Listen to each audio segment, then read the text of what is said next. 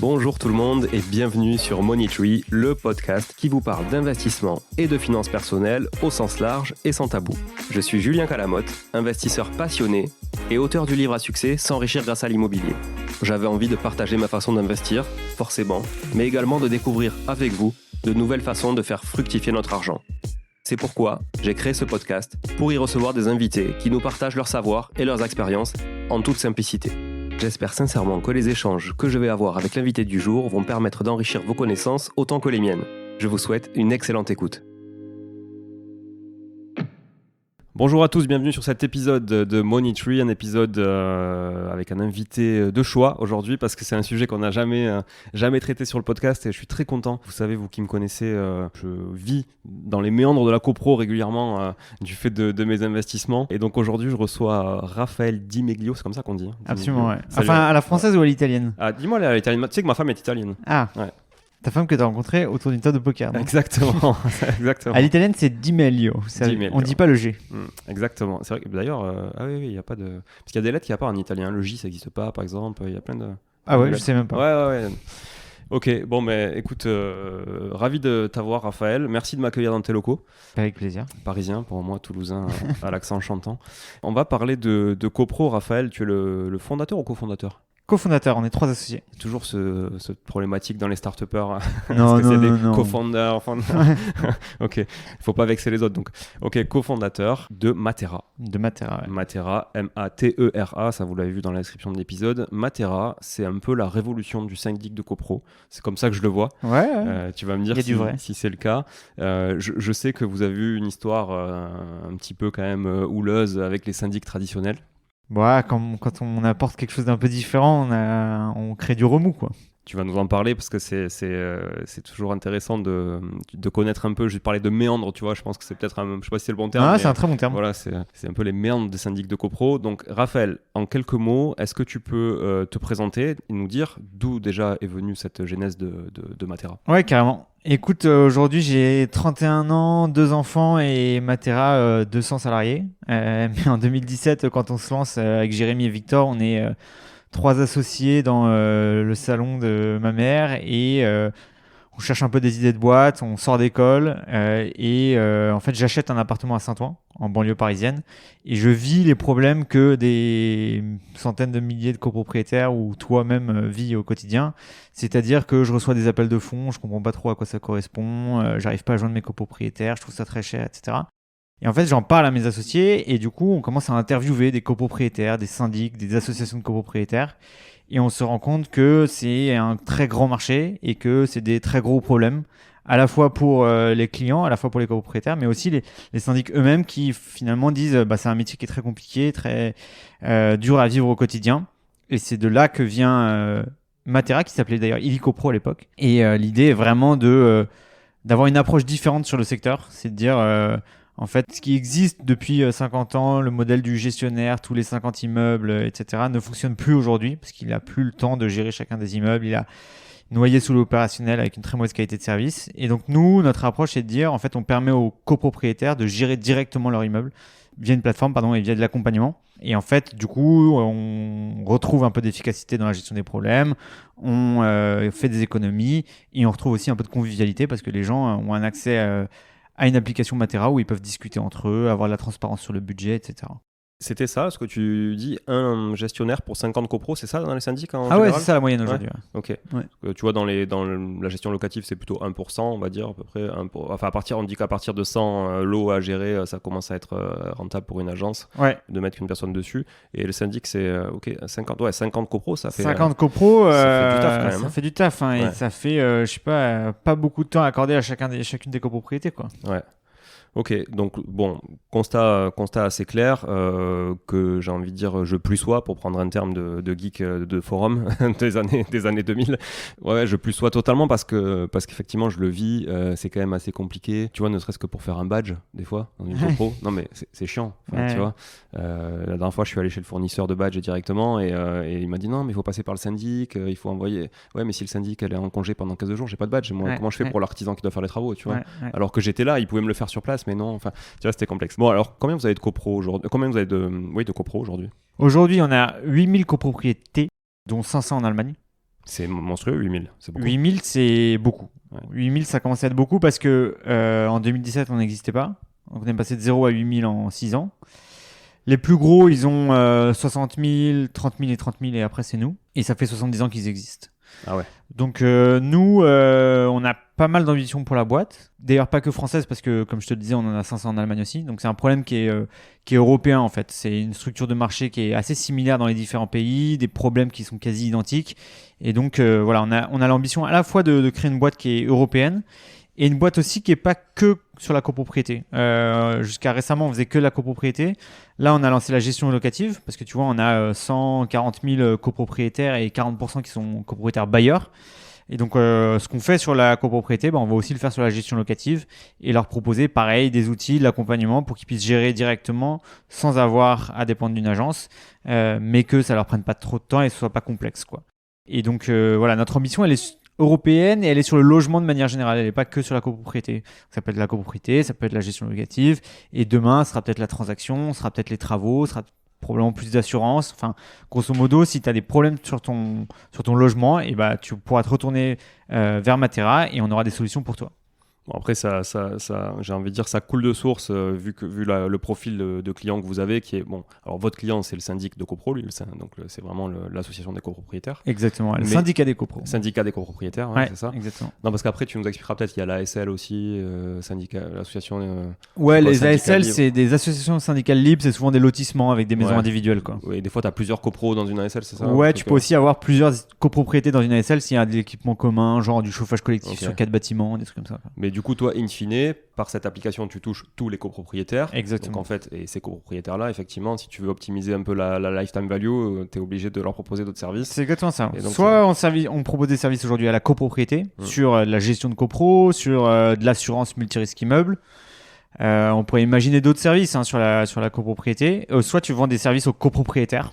Et là, ça va être plutôt de la gestion locative, de la transaction, des choses comme ça, quoi. Ok. Alors, moi, j'aimerais bien qu'on rentre dans le vif du sujet comme on va faire un épisode assez court, alors qu'il soit intense. Allez. L'audience de Money Tree, c'est quand même beaucoup de propriétaires bailleurs. Ok. Donc je pense qu'on peut vraiment rentrer dans le vif du sujet en énonçant un peu les blocages, tu vois, classiques que tu vas lever et comment on fait aussi, d'ailleurs, pour travailler avec Matera demain.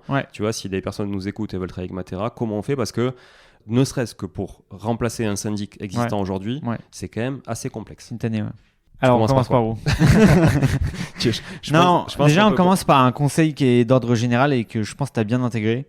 C'est qu'il faut que les gens s'intéressent à leur patrimoine. Tu me le disais tout à l'heure, toi, tu gères en direct. Quasiment, tu parlais d'éduquer tes locataires.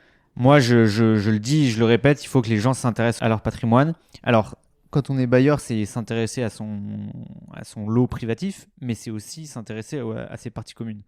En fait, demain, si tu revends un appartement, ton futur acheteur, il va regarder un peu la qualité des parties communes, le montant des charges, est-ce que tu as un bon DPE, des choses comme ça. Et le collectif a énormément d'importance sur ces sujets-là. Et il faut que les propriétaires, alors qu'ils soient occupants ou non occupants, s'intéressent aux parties communes. Parce que s'ils laissent ça en friche à des agences immobilières qui ont 50 autres immeubles, et ça se dégrade. Et ça, en fait... d'un point de vue direct, à la fois, ça va détériorer la qualité de vie du locataire, mais aussi ça va détériorer le patrimoine du propriétaire bailleur.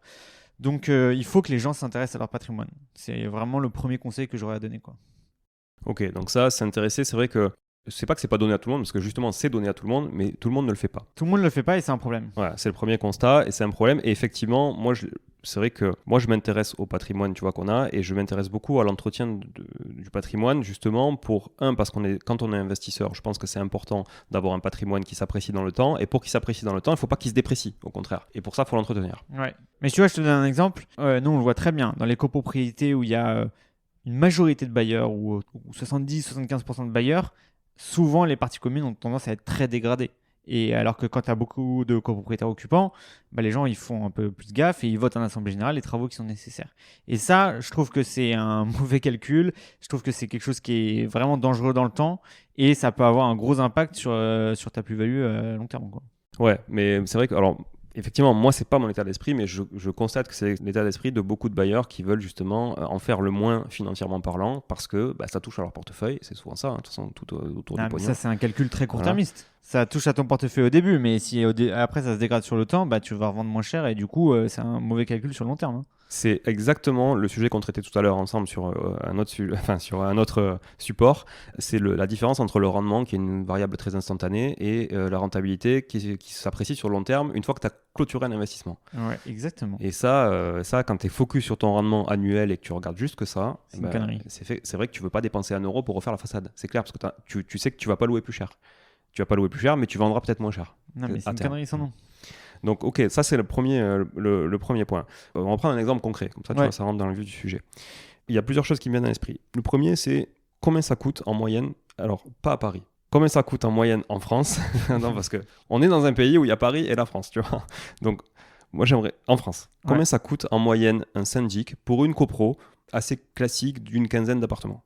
Alors, pour des raisons que j'ignore, mais les honoraires des syndics en France, tu as des énormes disparités. Et je serais très curieux d'ailleurs de connaître les raisons historiques qui expliquent ça.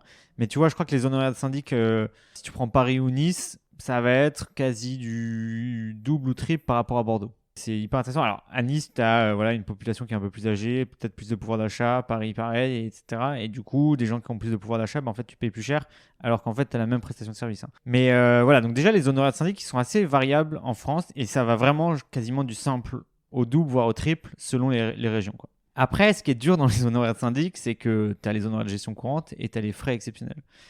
Honoraires de gestion courante, grosso modo, tu vas payer 200 € par appartement par an pour ta gestion de copropriété.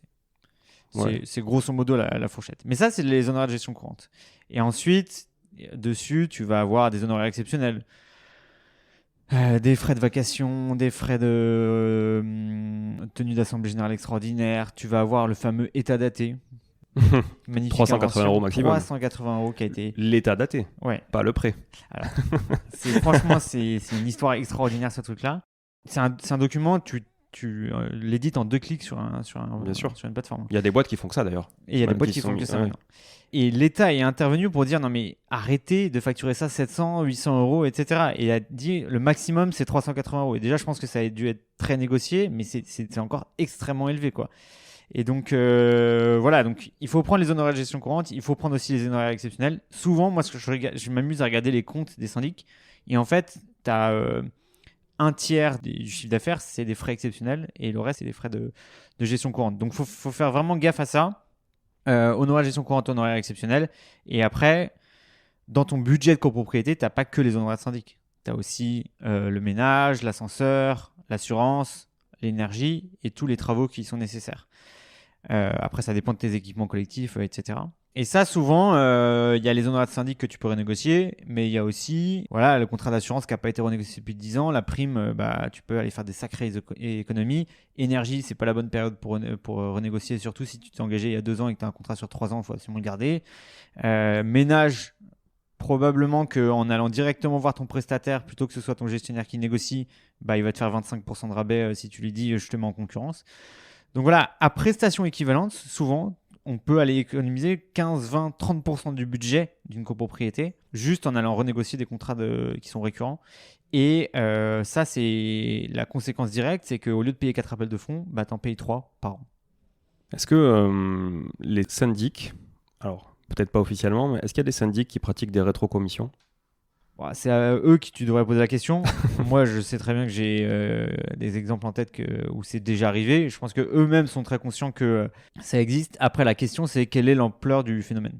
Ouais. J'en sais rien. Parce que tu vois, c'est ce qui m'est venu comme la première question qui m'est venue à l'esprit quand tu citais qu'effectivement, ils renégociaient pas forcément les contrats, etc. Et qu'il y avait peut-être un intérêt économique aussi derrière proportionnel, tu vois. Peut-être. En fait, je pense que la racine du problème, c'est que le gestionnaire est une personne externe à l'immeuble et c'est pas lui qui habite dedans ou qui paye ses charges à la fin de l'année. Du coup, il a assez peu d'intérêt à ce que ce soit renégocié. Donc, je pense que vraiment le problème est même pas tant est-ce qu'il a un incentive économique à côté. Il est que en fait, il a pas d'intérêt à ce que ce soit mieux géré directement, quoi. Et il l'a sur les travaux. Quand il facture des honoraires travaux, de gestion de travaux. Ça, il a intérêt, en effet, c'est un peu bâtard, c'est qu'il facture 3 à 5%, 2 à 5% du montant des travaux pour envoyer des appels de fonds et faire un peu de recouvrement d'impayés si nécessaire. C'est un peu bâtard parce que 80% des cas, il y a un architecte aussi. Et donc, lui, son rôle sur le chantier, c'est pas de faire du suivi de chantier ou de la réception. Souvent, c'est plutôt qu'il va juste envoyer des appels de fonds, donc il paramètre sa machine, etc. Et qu'en fait, il va prendre 2 à 5% des travaux. Donc ça, c'est un peu bâtard. Ouais. Un autre sujet qui me fait rebondir sur les travaux, c'est, je te reprends un autre exemple. Donc moi j'avais un premier exemple qui était à peu près le prix, donc combien je pouvais économiser. Donc il faudrait que peut-être tu répondes avant qu'on passe sur l'autre exemple à qu'est-ce que je vais gagner justement sur ces 200 euros là par appartement par an. Qu'est-ce que je vais gagner avec Matera en termes de coût déjà rien que d'honoraires de syndic. En règle générale, en moyenne, on est 30% moins cher que ton syndic. Ok. Sur les honoraires de gestion courante. Et nous, on facture pas d'état daté, de trucs, de machin, etc. Donc tu fais aussi un tiers d'économie sur les honoraires exceptionnels. Ok. On passe sur mon autre problématique et tu vas me dire si Matera peut y répondre. Et après, on va développer sur Matera. Tu vois, je détiens un bien dans un immeuble qui est inscrit au monument historique, en plein centre-ville de Toulouse. On doit refaire beaucoup de choses. Ouais. C'est un hôtel particulier qui a 500 ans, tu vois, donc il a quand même vécu. 1520 l'année, tu vois. Incroyable. L'année de construction. Ouais. Donc il T'as acheté ça quand ? il y a une âme. J'ai acheté ça en 2019, je pense. Et je savais qu'il allait avoir des travaux à faire parce que la façade, tu vois, s'effrite un peu. C'est bon, pour ceux qui connaissent Toulouse, c'est en briques foraines, quoi, en briques rouges. Donc là, on fait des devis, tu vois. Donc évidemment, bon, architecte des bâtiments de France, c'est normal, hein, mais ça, j'ai l'habitude sur le centre-ville. Et donc, on est à peu près à 1 million de rénovation. Ok. On est 10, je crois. Ouais. Moi, j'ai 5% de la copro, tu vois. Ouais. Donc, ça va me coûter 50 000 balles. Ouais. Et ce qui est à peu près un cinquième, un sixième du prix de l'appartement. Tu vois. Ok. C'est un T2, un petit T2, tu Ouais. vois. 40 Mais quand mètres tu carrés. l'as acheté moins cher grâce à ça ou pas ? Je l'ai acheté pas trop cher, pas grâce à ça, parce qu'il y avait une boîte de nuit au sous-sol. Oh, plus tard. Voilà. Qu'on est en train de virer. Ok. Bon, je passe l'anecdote, mais qu'on est en train de virer parce que mon notaire, quand j'ai acheté moi, a trouvé une modificative du règlement de copro qui avait été fait et qui interdisait toute activité autre que restauration dans cette cave, grosso modo, qui est une grande cave voûtée, etc. Bon, faudra inviter à fait dîner ton notaire. Hein. Voilà, ça fait 2 ans. Alors, c'est surtout les autres copropriétaires qui sont super contents de me voir. Ouais, Tu vois, parce que je suis arrivé à l'AG avec ça, Mm. je leur ai posé sur la table et je leur ai dit bon, maintenant on fait quoi ? Bon, ça fait 2 ans et demi qu'on y est, c'est pas fini, Ok. mais c'est en bonne voie. Ok. Parce que nous, du coup, finalement, on se retourne contre la propriétaire du local, pas Bien contre sûr. l'exploitant. Mm. Et elle doit se retourner contre l'exploitant. Mm. Mais l'exploitant lui demande 2 millions de dédommagements pour quitter le local tu vois, et rendre le bail. Donc c'est compliqué. Bref, est-ce que Matera, par exemple, pourrait m'aider à économiser là-dessus, et si oui, comment ? Écoute, ce qui est intéressant dans ton histoire, je trouve, c'est que tu dis, moi j'ai l'habitude avec les architectes des bâtiments de France, c'est moi qui ai soulevé ce point-là, c'est moi qui suis arrivé à l'Assemblée Générale avec mon modificatif de règlement de copropriété, etc. En fait, c'est toi qui as fait le taf, quoi. Oui. Donc, tu vois, plutôt que de dire, en fait, je vais envoyer ça à mon syndic qui doit ensuite l'envoyer au propriétaire de la boîte de nuit, je vais envoyer ça à mon syndic pour qu'il aille demander des devis, etc. En fait, c'est toi qui as fait le taf et in fine, tu vas payer 3 à 5% des honoraires sur 1 million d'euros. 1 million d'euros. Ouais. Bah, c'est pas normal. Ce qui est ma cote-part en plus, tu vois, à peu près. Voilà. 50 000 euros. Ok. Non, mais donc, moi, ce que je te dis, c'est prochaine Assemblée Générale, tu passes en ce qu'on appelle syndicat coopératif, où en fait, c'est le conseil syndical qui va pouvoir être plus acteur de la copropriété, ce que vous faites déjà, mais juste au lieu de payer 3 à 5% d'honoraires de travaux au syndic, vous allez pouvoir les investir sur les travaux ou juste faire des économies dessus et vous aurez plus ce problème-là. Et puis à côté de ça, vous aurez l'avocat pour la procédure que vous continuerez à avoir vis-à-vis de l'exploitant, enfin vis-à-vis du propriétaire de l'exploitant. Vous aurez l'architecte de l'autre côté. Mais voilà, vous n'avez pas besoin d'avoir un intermédiaire en plus pour pouvoir gérer ces problèmes-là et qui va vous coûter 50 000 balles, quoi. Ouais, très clair. Parce que souvent dans les copros, après, l'autre problématique qu'on peut avoir, c'est pas vis-à-vis du syndic, c'est vis-à-vis des copropriétaires. C'est l'entente entre les copropriétaires. Bien sûr. C'est assez classique. Voilà, on entend.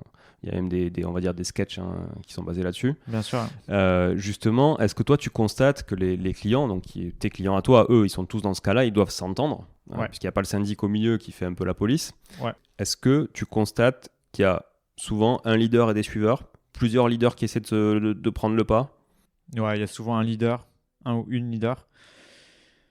Souvent un ou une membre du conseil syndical, voire président du conseil syndical. Je trouve que c'est une très belle formation, président du conseil syndical, parce que tu dois être capable de gérer des projets, emmener des gens dans une aventure, contrôler un petit budget et des petits projets. Donc je trouve que c'est une très belle expérience. Puis après, tu défends ton patrimoine, donc ça a du sens. Tu défends aussi l'intérêt collectif. Tu as un peu de gratitude sociale. Franchement, c'est un beau projet. Après, en fait, ce qu'il faut bien comprendre, c'est que certes, il y a de la mésentente dans les copropriétés, ça peut exister, mais in fine, tu as une assemblée générale qui vote, tu as l'exécution des décisions qui ont été prises dans l'assemblée générale, et puis basta, quoi. Tu as quand même un cadre qui est très précis, avec un règlement de copropriété, une assemblée générale, on exécute, on fait vivre la copropriété avec un budget qui est voté, qui est souvent le même d'année en année, modulo quelques modifications. In fine, on a tendance aussi un petit peu à se surreprésenter la charge de travail ou ce que ça peut représenter. Et surtout, moi, j'ai un truc très personnel qui est de dire il faut arrêter d'infantiliser les copropriétaires et de considérer qu'ils ne peuvent pas se coordonner, qu'ils sont incapables de tout, qu'ils ne peuvent pas se mettre d'accord sur des projets, qu'ils ne peuvent pas vivre ensemble, etc. Si initialement, on a l'approche inverse qui est de dire en fait, c'est des gens qui, par ailleurs, ont des métiers à côté et qui sont parfaitement capables, et si tu pars de ce postulat, en fait, les gens, ils sont dans le même bateau, ils sont obligés de vivre ensemble, et ils sont très bien capables d'avoir des projets collectifs, de gérer un petit budget, que ce soit 20, 50, 100 000 euros de budget, 200 000 euros. On a des copropriétés qui vont jusqu'à 500 000 euros de budget. Ils gèrent ça très bien et ça fait une belle aventure, quoi. Et puis, in fine, ils ont tous un patrimoine commun et obligés de vivre ensemble. Donc, c'est une très bonne chose qu'ils aient à s'organiser. Et il faut leur donner les bons outils et le bon accompagnement pour le faire. Mais à partir du moment où tu fais en sorte qu'ils n'ont pas trop de travail et c'est pas trop complexe pour eux, c'est magnifique, quoi. C'est très vertueux. Bon, il y a l'entente, mais ça, l'entente, effectivement, de toute façon, elle est régie par des lois, hein, l'article 24, l'article machin, par des votes de majorité ou d'unanimité. Mais est-ce que... Parce qu'après, il faut porter. Je te reprends, on rebondit sur l'exemple de la rénovation de la façade et de l'immeuble. Tu vois, les demandes de subvention, il faut aller les chercher. Ouais. Les DP, les PC, enfin les permis de construire et les déclarations préalables, il faut aller les déposer. Ouais. Là, la procédure, il faut y aller aux avocats, il faut lire les conclusions, il faut faire les comptes rendus, etc. Est-ce que ça peut se déléguer en partie ou est-ce que ça peut être rémunéré ? Qui fait les conclusions pour la copropriété ? Ça, c'est l'avocat. C'est l'avocat. Ouais. C'est pas le syndic. Non, c'est pas le syndic. Voilà. Ouais. Sur les subventions ou les demandes à la mairie pour le ravalement, ça va être l'architecte. Ou un AMO, ou un assistant à maîtrise d'ouvrage. Oui, c'est juste. C'est juste. Et aujourd'hui, les maîtres d'œuvre, souvent, en fait, ce que je constate sur le marché, c'est que les maîtres d'œuvre, donc qu'ils soient architectes ou pas, ils vont avoir tendance à développer des activités sur l'assistance à maîtrise d'ouvrage, donc à aller chercher des subventions eux-mêmes, à faire éventuellement même jusqu'au diagnostic, etc. Et ils étendent toute leur palette d'activités pour pouvoir couvrir, exactement ton cas. J'ai besoin d'un ravalement de façade, qu'est-ce que tu m'apportes, quoi. Et qu'est-ce que tu m'apportes en termes de diagnostic, qu'est-ce que tu m'apportes en termes de subvention et de financement, qu'est-ce que tu m'apportes en termes de travaux. Et voilà, donc ce qu'il faut, c'est avoir des bons prestataires pour la copropriété, avoir un bon avocat, avoir un bon architecte ou un bon cabinet ou un bon maître d'œuvre. C'est ça qui est essentiel. C'est eux qui font le taf, c'est eux qu'il faut rémunérer et c'est eux qui font qui font le travail dans l'ombre et où c'est parfaitement justifié de prendre un pourcentage des travaux, quoi. Est-ce qu'un copropriétaire pourrait être rémunéré pour une partie du taf qu'il fait, administratif par exemple ou autre ? Ouais, carrément. Aujourd'hui, tu peux avoir... Alors, il y a deux modèles en France pour la copropriété qu'on appelle autogérée. C'est soit tu as un syndic bénévole, c'est un copropriétaire. Lui, il peut parfaitement être rémunéré pour le taf qu'il fait. Et d'ailleurs, on a, 15-20% de nos copropriétés où il y a un copropriétaire qui est rémunéré. Donc, ça peut être 1 000 ou 10 000 euros, quoi. C'est voté, la rémunération est votée comme un PV d'AG classique dans une boîte. Exactement. Ouais. Et même comme un contrat de syndic classique, il se fait voter une rémunération. Okay. Et après, tu as le modèle du syndic coopératif où c'est plus collégial au sein du conseil syndical. Et là, tu as moins d'une personne qui est rémunérée parce que tu vas avoir un fonctionnement qui est plus, on se répartit le travail, on se répartit la charge mentale au sein du conseil syndical, quoi. Ok, très clair. Est-ce que le syndic, c'est un peu, je t'en parlais tout à l'heure au niveau du poker, c'est un peu l'école de la vie ? Est-ce qu'on se retrouve autour d'une table avec des gens qui n'ont pas forcément les mêmes moyens, les mêmes intérêts que toi, ou comme c'est très localisé dans un immeuble donné, une rue donnée, un quartier donné, est-ce que c'est moins le cas ? Non, en fait, c'est pas le syndic, mais c'est la copropriété, c'est l'école de la vie, ou même plus précisément, c'est la démocratie à très petite échelle. Ça, c'est extraordinaire et c'est génial. C'est pour ça que je fais ça encore aujourd'hui. C'est que moi, j'adore la politique, mais en fait, la copropriété, c'est très politique. Et en fait, c'est intéressant ce que tu dis. Même si c'est à une échelle de rue ou voire d'immeuble, en fait, dedans, tu as celui qui a hérité au 3e étage de l'appartement, qui n'a pas la même situation financière que celui qui a 70 ans et qui est à la retraite, que celui qui a 40 ans et qui vient d'acheter et c'est son 3e appart. Enfin, tu as vraiment Ou celui qui a les locaux commerciaux. Qui est souvent en marge aussi. Ouais, tu as le bailleur au pied de porte, etc. Donc non, ce qui est hyper intéressant, c'est que c'est des situations qui sont très différentes au sein de la copropriété, avec des intérêts qui sont différents. Tu as celui qui sait qu'il va vendre dans 2 ans, tu as celui qui va rester pendant 10 ans. Donc celui qui sait qu'il va vendre dans 2 ans, il ne va pas voter les travaux parce que ça va lui coûter très cher maintenant et qu'il préfère les retarder un petit peu. Donc il faut mettre tout le monde d'accord et c'est pas évident. Mais voilà, ce qui est extraordinaire, c'est de voir la réaction des gens. Moi, je suis toujours émerveillé de voir des gens qui s'investissent énormément alors qu'ils ont juste un parking dans la copropriété, mais il vient à toutes les assemblées générales à 19h. C'est génial. Il a un avis sur tout, sur le contrat de gaz, sur les étrennes de la gardienne. Enfin, c'est extraordinaire, quoi. Ouais, c'est vrai. Je l'ai vécu. Ça, effectivement, c'est assez impressionnant dans l'investissement qui peut ne pas être corrélé justement à l'impact financier que ça peut avoir derrière. Exactement. Ça, bon, parlons de Matera. Est-ce que tu peux, en 5-10 minutes, nous pitcher? Alors, moi, je suis venu les poches vides, donc je vais pas donner d'argent. Et je sais que tu as déjà levé beaucoup de fonds, donc tu vois, tu peux être à l'aise. Tu n'as pas la pression du pitch pour lever des fonds. Ouais. Est-ce que tu peux nous pitcher en 5-10 minutes Matera? Oui, bien sûr. Ouais. Matera, c'est une boîte qu'on a créée en 2017 pour, comme tu le disais, un peu révolutionner le syndic de copropriété. En France, il y a 600 000 copropriétés. Aujourd'hui, qualité de service qui est très médiocre et honoraire très élevé. Nous, on permet aux gens de le gérer directement via une plateforme. On a un produit qui est aujourd'hui, franchement, je le dis en toute modestie, qui est... Moi, je le vois au quotidien, qui est assez extraordinaire parce qu'on offre beaucoup de transparence, beaucoup de fluidité dans la décision de la copropriété et ça résout pas mal de problèmes. Et à long terme, Matera, c'est pas que la copropriété, c'est tout ce dont on a besoin pour le logement. Donc là, en janvier, on a lancé la gestion locative. Plus tard, on va lancer la transaction. Plus tard, on va lancer les travaux. Tout ce dont on a besoin, on va le retrouver chez Matera avec de la fluidité, avec des économies, avec de la transparence et notamment grâce à la technologie. Ok, très clair. Exemple concret. J'aime bien les exemples concrets à chaque fois, tu vois, je trouve que c'est parlant. Tu vois, je détiens 57% d'un immeuble dans une ville à côté de Toulouse. Pourquoi je ne détiens pas l'immeuble? Parce que c'était déjà une copropriété, que je me suis retrouvé à acheter 3 apparts, puis 2, puis voilà, j'en ai 5 sur les 8. Okay. Un petit local commercial que je n'ai pas. Aujourd'hui, je paye un syndic, qui est un gros syndic, avec qui tu as déjà été en bagarre judiciaire. Je ne le trouve pas très cher pour la taille du syndic. Il se trouve que la gestionnaire de copro est vraiment super efficace. Et parce que ça tient aussi beaucoup à ça quand même, des fois, tu vois, un être humain. Non, mais c'est pas que ça tient beaucoup à ça, ça tient que à ça. Oui. En dehors du modèle, en tout cas, c'est important. Est-ce que tu penses que j'ai un intérêt à soit être en syndic bénévole, autogéré complet, sans outils, ou à passer par exemple avec Matera? Et qu'est-ce que je pourrais ne pas avoir comparé à ce que j'ai aujourd'hui avec F? Écoute, c'est une très bonne question. Intuitivement, je te dirais, tu as plutôt intérêt à rester avec ta gestionnaire. C'est très rare d'avoir une bonne gestionnaire. Et quand on a une bonne, moi, je trouve que ça a plutôt du sens de la conserver. Qu'est-ce que tu pourrais perdre en passant chez Matera? Tu devrais t'investir un petit peu plus dans la gestion de la copropriété. Qu'est-ce que tu pourrais gagner? Probablement des économies, de l'efficacité, de la transparence sur tes comptes, etc. Donc après, quand on pèse 57% de la copropriété, c'est pas mal toi qui fais la pluie et le beau temps, mais c'est aussi toi qui paye beaucoup s'il y a des travaux à faire. Tout à fait. Donc faut se poser ces questions-là, avoir une petite stratégie sur le sujet. Après, probablement que...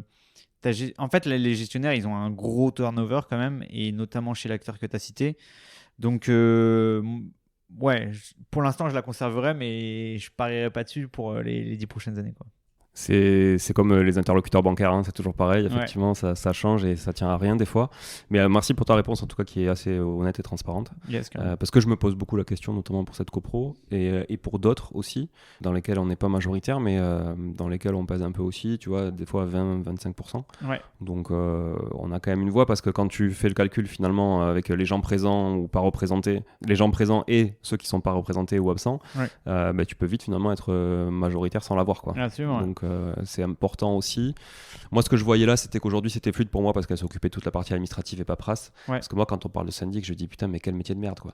Tu gères que des merdes parce que quand ta copropriétaire t'appelle, a priori, c'est pas pour prendre de tes nouvelles. Tu vois. Et en plus, c'est quand même beaucoup de règles, tu vois, très strictes, très juridiques, des articles, de la loi, de la compta, quoi. Ouais. Après, moi, sur le marché, je vois différents profils de gestionnaires. Je commence à un peu les connaître. Bon, déjà, il y en a une bonne partie qui sont assez âgés, qui vont partir à la retraite. Après, il y en a qui veulent faire bien leur métier, mais qui savent très bien qu'ils n'ont pas les moyens pour arriver. Et ça, c'est des gens qui sont très frustrés. Les moyens technologiques, tu veux dire? En fait, c'est deux choses. C'est des moyens technologiques, exactement, parce que tous les outils sont complètement archaïques et c'est incroyable. Et ça, c'est la première chose. Et la deuxième chose, c'est aussi les moyens, j'ai envie de dire, parce qu'on leur assigne trop de clients et trop de portefeuilles et que du coup, ils n'ont pas le temps pour le faire, quoi. Et bien leur métier est beaucoup trop de charges opérationnelles et de travail pour y arriver. Et ça, c'est des gens qui sont frustrés, qui ont envie de bien faire, mais qui ne peuvent pas le faire. Et souvent, c'est des gens qui nous sollicitent aussi, qui nous disent, bah voilà, est-ce que je pourrais venir bosser chez Matera parce que peut-être que je pourrais bien faire mon métier chez vous, quoi. Et après, bon, il y a ceux aussi qui sont là juste pour faire du chiffre. Souvent, c'est les directeurs, tu vois, un peu les directeurs de cabinet qui, eux, chapeautent les gestionnaires qui foutent pas grand-chose et qui sont là juste pour facturer le plus d'honoraires. Ou, tu vois, il y a des grosses structures maintenant qui sont assez éloignées du terrain et franchement qui perdent un peu de leur âme, je trouve. Donc voilà, c'est un peu les profils que je vois sur le terrain, quoi. Ok. Qu'est-ce que je dois faire pour tester Matera? Parce que si je teste, c'est pour 1 an, minimum. Ouais. Enfin, Bah, à moins de de toute façon, faire il y a des assemblées générales annuelles. à moins de faire une AG spéciale, mais Ouais, voilà. tout ce que tu pourrais faire, Ouais. mais en fait, c'est pour 1 an. Il faut le mettre à l'ordre du jour de la copropriété. Donc, ça, c'est plutôt pour l'offre copropriété. Tu as aussi l'offre gestion locative où tu pourrais dire, bah, voilà, je mets un appart j'utilise Matera pour un appart en gestion loc, on voit ce que ça donne. Et pour la copropriété, c'est vrai que changer de syndic aujourd'hui en France, c'est compliqué. Et c'est aussi pour ça que la qualité de service est aussi mauvaise. C'est que les gens, enfin les syndics, ils peuvent avoir la qualité de service la plus mauvaise du monde. Ils savent que leur contrat va être renouvelé parce que c'est très compliqué de changer de syndic aujourd'hui. Et ça, c'est vrai dans tous les secteurs. Plus c'est compliqué de changer de prestataire, plus la qualité de service est mauvaise parce que c'est une rente pour les acteurs existants. Bah oui, tu t'assois un peu sur tes lauriers. Exactement. Et donc, il faut le mettre à l'ordre du jour de l'Assemblée Générale. Une Assemblée Générale aussi, ça se prépare, surtout un changement de syndic. Et donc, il faut aller toquer à la porte de ses copropriétaires. Peut-être que tu as un groupe WhatsApp, peut-être que tu as une boucle mail. Et c'est dire, bah voilà, pour telle et telle raison, ça se passe mal avec le gestionnaire actuel. Voilà ce qu'on peut gagner ailleurs en termes d'économie, en termes d'efficacité, en termes de transparence. Voilà pourquoi je vous propose de changer. Et du coup, là, soit tu demandes aux gens de venir avec toi à l'Assemblée Générale, soit de donner des pouvoirs. Mais voilà, ça se prépare aussi, une petite Assemblée Générale. Et ça, Matera, justement, là, tu parles du groupe WhatsApp, ça, on peut, si on travaille avec Matera, squeezer le groupe WhatsApp parce que vous avez un outil de discussion à l'intérieur de l'appli? En fait, le syndic existant, il a tout intérêt à ce que les copropriétaires ne se parlent pas entre eux. Parce que les copropriétaires qui se parlent entre eux, c'est des copropriétaires qui veulent changer de syndic. Donc, ils ne donnent pas le mail aux voisins, machin, etc. C'est pas un problème d'RGPD, ça, le mail? Non. Ça, c'est une légende inventée pour éviter justement que les copropriétaires... Il y a une réponse de la CNIL sur le sujet qui a dit le conseil syndical a parfaitement le droit d'avoir la feuille de présence. Ok. C'est intéressant parce que, tu vois, moi, souvent, je veux joindre les autres copropriétaires. Bon, pas pour faire boire un apéro avec eux, mais pour leur acheter leurs apparts, tu vois, quand ça m'intéresse. Et des fois, effectivement, j'ai pas les coordonnées parce que dans l'interface, tu les as pas. Tu vois, des fois, tu as les noms et les prénoms, mais pas les coordonnées. Ouais, c'est peut-être limité au conseil syndical. Ok. Donc, à voir. Mais en tout cas, il y a des règles claires sur le sujet. Et ensuite, en effet, si tu passes chez Matera, nous, on part du principe qu'on veut avoir la meilleure qualité de service possible. Et du coup, il n'y a pas d'intérêt à jouer les divisions entre les uns et les autres, de cacher les informations de tel copropriétaire ou tel copropriétaire. En fait, chaque copropriétaire a un accès à la plateforme Matera et donc notamment à une application mobile et un espace de discussion entre copropriétaires. Parce qu'on considère que les sujets de la copropriété, ça se traite au fur et à mesure de la vie de la copropriété. Et c'est pas on attend 1 an lors de l'Assemblée Générale où on déballe son sac et toutes les frustrations qu'on a eues. Et donc les copropriétaires peuvent communiquer via l'application mobile tout au long de l'année. Et donc c'est extraordinaire parce qu'on a des espaces de discussion où les gens parlent de... faire un ravalement, de mettre un lombricomposteur, de la fuite d'eau qui est en train d'être gérée, des projets qu'on a pour la copropriété par la suite, etc. quoi. C'est quoi votre modèle économique pour tout ça? Le modèle économique, c'est qu'on vend un abonnement à la copropriété annuel. Aujourd'hui, c'est 90% de notre revenu. On a aussi maintenant un peu de revenus qui vient de l'assurance multirisque immeuble. On est courtier en assurance, on fait la gestion de sinistre aussi, qui a beaucoup de synergie en fait avec la gestion de copropriété. Et maintenant, on a lancé la gestion locative aussi. Et ce modèle du coup d'abonnement, il est indexé sur quoi? Le nombre d'appartements, la taille de la copro, peu importe la taille des parties communes, ou il y a aussi une variable sur la taille des parties communes? Non, c'est le nombre d'appartements et après on essaie de prendre aussi quelques critères comme est-ce qu'on va avoir beaucoup de coûts en support? On donne la plateforme aux clients, mais on donne aussi de l'accompagnement. Et est-ce qu'on va avoir beaucoup de support sur des questions qui vont relever des impayés, des travaux, d'assurance, etc. Et donc, en fonction aussi des sujets un peu de la copropriété du moment, on essaie d'adapter un peu notre prix pour éviter d'avoir des copropriétés où on passe beaucoup de temps en support, mais qui nous rapportent très peu et ça dégrade notre portefeuille. Et qui justement a le droit d'accès à ce support? Le conseil syndical ou n'importe quel copropriétaire? Tous les copropriétaires.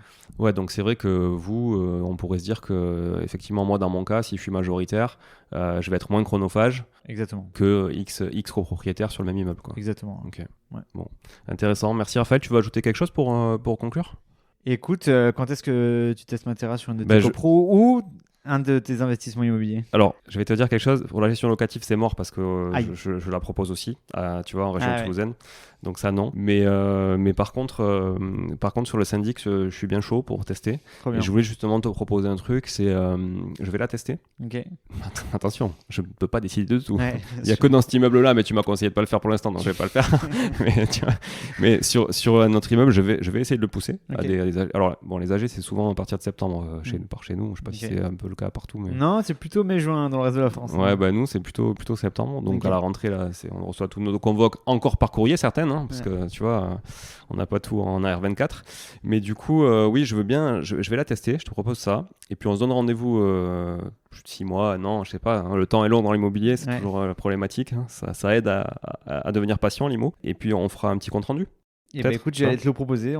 Tu le proposes. On fait le même podcast 6 mois ou 1 an après. Voilà. Et pourquoi pas, s'il y a des auditrices et auditeurs qui nous écoutent, qui ont déjà testé Matera, Ouais, c'est possible. Hein.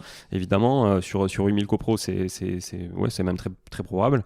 Alors, on fait pas autant d'écoutes que Mathieu Stéphanie, mais on en fait quand même pas mal. Et pourquoi pas. Et puis, si vous voulez aussi tester Matera, peut-être testez-le. Et puis, faites-moi un feedback. Moi, j'en parlerai avec Raphaël. Et peut-être qu'on vous invitera aussi au micro pour en parler. Avec grand plaisir. Ouais. Merci à tous encore d'avoir été là. Laissez un avis sur cet épisode qui a été très enrichissant au niveau des syndics parce que c'est un sujet passionnant finalement.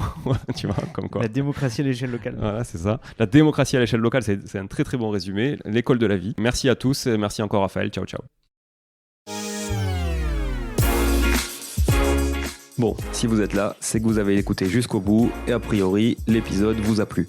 Si c'est bien le cas, n'hésitez pas à le partager autour de vous. Notez ce podcast sur Apple Podcast et Spotify en laissant un commentaire 5 étoiles. Je ne vous le répéterai jamais assez, mais c'est grâce à vous que ce podcast vit aujourd'hui et peut continuer de vivre en vous proposant un contenu toujours plus qualitatif. Merci encore. Je vous retrouve très vite sur un nouvel épisode de Money Tree. En attendant, je vous souhaite la meilleure des réussites dans vos projets et un bon enrichissement. À très bientôt.